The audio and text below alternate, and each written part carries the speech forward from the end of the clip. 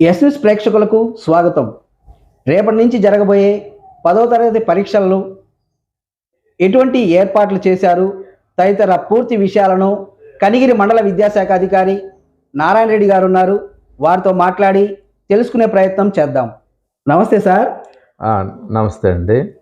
Sir, ఇప్పుడు కనిగిరి పరిధిలో ఎన్ని సెంటర్లలో 10వ తరగతి పరీక్షలను నిర్వహిస్తున్నారు? కనిగిరి మండలంలో మొత్తము 7 ఎగ్జామినేషన్ సెంటర్స్లో ఎస్ఎస్సి ఎగ్జామినేషన్ నిర్వహిస్తున్నాము. ఒక్కొక్క సెంటర్లో ఎంతమంది పరీక్షలు రాస్తున్నారు?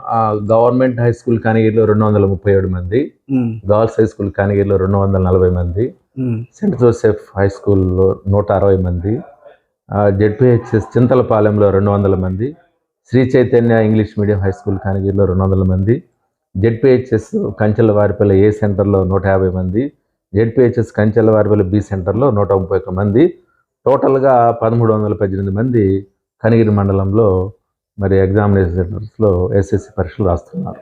సార్, ఇప్పుడు ఈ 10వ తరగతి పరీక్షలు జరిగే సెంటర్లలో విద్యార్థులకు అక్కడ ఎటువంటి అవాంఛనీయ సంఘటనలు జరగకుండా ఎటువంటి చర్యలు తీసుకుంటున్నారు? ఎస్ఎస్సి ఎగ్జామినేషన్ సెంటర్ టైమింగ్స్ ఉదయం 9:30 నుంచి 12:45 వరకు పరీక్షలు నిర్వహిస్తారు. ఈ ఎగ్జామినేషన్ టైంలో 144 సెక్షన్ అనేది అమల్లో ఉంటుంది. కాబట్టి ఎవరు కూడా 3-4 కంటే ఎక్కువ మంది గుమిగూడటానికి లేదు.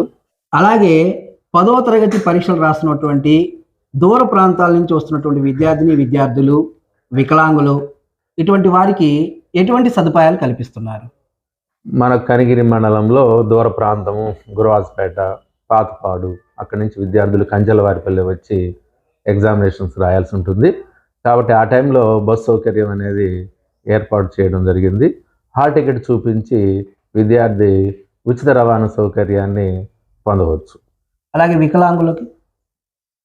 వికలాంగులు కూడా రవాణా సౌకర్యం ఆర్టీసీ ఉపయోగించుకోవచ్చు. మరి ఎగ్జామినేషన్ సెంటర్లో వికలాంగులకి మరి ప్రత్యేకంగా స్క్రైబ్స్ని అలాట్ చేయడం జరుగుతుంది. ఆ స్క్రైబ్ కూడా 10వ తరగతి కంటే తక్కువ తరగతి చదివిన విద్యార్థి అయి ఉండాలి. మరి స్టడీ సర్టిఫికేట్ కూడా ఆ విద్యార్థి స్టడీ సర్టిఫికేట్ కూడా తెచ్చుకున్నట్లయితే ఈ వికలాంగులైన కొన్ని రకాల కేటగిరీలకి స్క్రైబ్ని అనేది అలాట్ చేయడం అనేది జరుగుతుంది. ముందుగా మీరు విద్యార్థులు అలాంటి వారు ముందుగా చీఫ్ను ఈరోజే సంప్రదించాల్సి ఉంటుంది. ఈ ప్రస్తుతం వేసవి కాలం కాబట్టి ఈ ఎండలుగా బాగా ఉన్నాయి.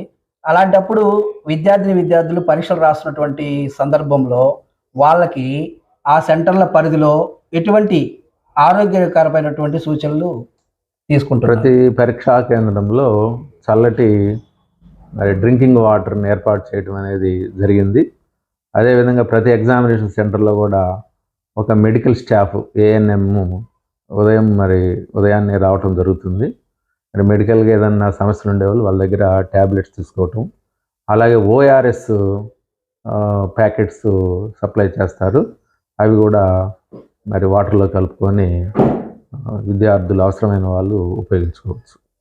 అలాగే చివరిగా 10వ తరగతి పరీక్షలు రాస్తున్నటువంటి విద్యార్థులు వాళ్ళకి మీరిచ్చే సూచనలు ఏంటి? విద్యార్థులు మరి 9:30కి ఎగ్జామ్ అయితే 45 నిమిషాలు ముందుగానే, అంటే దగ్గర 8:30 to 8:45కే మరి ఆ పరీక్షా కేంద్రానికి సకాలంలో చేరాలి. రూముకు కూడా 8:45 నుంచే రూమ్లోకి పర్మిట్ చేస్తారు. అదేవిధంగా విద్యార్థులు ఎలాంటి మెటీరియల్ కానీ, ఎలాంటి బుక్స్ కానీ, పేపర్స్ కానీ ఎలాంటివి తీసుకెళ్ళకూడదు. హాల్ టికెట్ని ఖచ్చితంగా ఆ విద్యార్థి తీసుకెళ్ళాలి. అదేవిధంగా విద్యార్థి పరీక్ష రాయడానికి తగిన పెన్నులు కానీ, పెన్సిల్ కానీ, జామెట్రీ బాక్సులు ముందుగానే జాగ్రత్తగా తీసుకెళ్ళాలి. అదేవిధంగా విద్యార్థి వెళ్ళిన తర్వాత అక్కడ ఇచ్చే ఆ ఓఎంఆర్ షీట్లు అవి కూడా మీ హాల్ టికెట్ ప్రకారం ఉన్నాయా లేవా అని పరిశీలించుకొని ఆ ఓఎంఆర్ షీట్లు, ఆన్సర్ షీట్లు తీసుకొని జాగ్రత్తగా ఫిల్ చేసి పరీక్షను మరి 3 గంటల 3:15 గంట జరుగుద్ది. 9:30 to 12:45 వరకు. మరి విద్యార్థులు ఎలాంటి ఆందోళన చెందకుండా పరీక్షను బాగా రాసిస్తారని ఆశిస్తున్నాం. ప్రస్తుతం కనిగిరి పరిధిలో జరగబోయే 10వ తరగతి పరీక్షల గురించి వారు తీసుకున్నటువంటి ఏర్పాట్ల గురించి కనిగిరి మండల విద్యాశాఖ అధికారి నారాయణ రెడ్డి గారు మనకు తెలియపరిచారు. Thank you sir.